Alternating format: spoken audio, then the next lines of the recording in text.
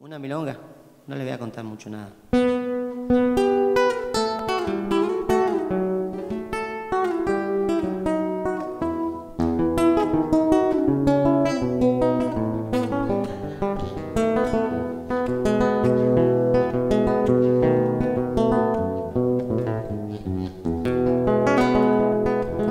Soy de Maquinchao y me voy como Domingo a Caltrauna.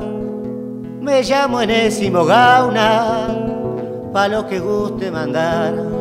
Tuve campo pa' criar ovejas, vacas y chivos, y no sé por qué motivo es que me adeudo con un turco. Me han arrojado a este surco de la miseria que vivo.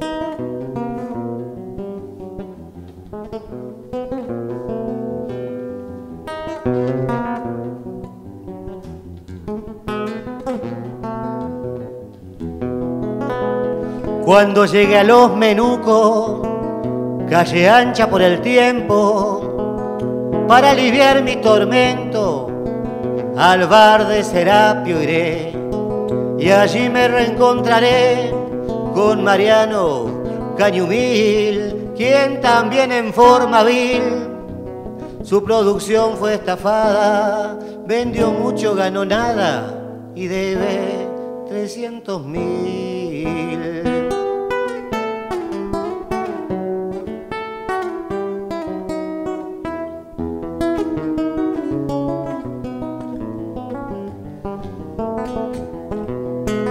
Nos obligan a comprar nuestra ropa y alimento. El turco anota, no es cuento, que comprobante no da.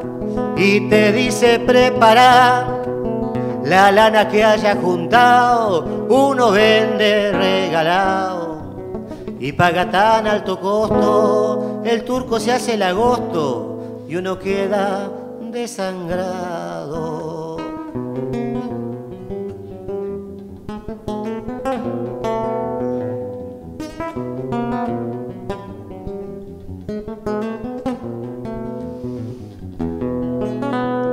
La deuda que me impusieron yo no la pude pagar y le tuve que firmar un compromiso mañero, con el cual el bolichero me quiso arrancar los ojos. Primero llevó a su antojo cuánto animal yo tenía, y como esto no cubría, se me vino el desalojo.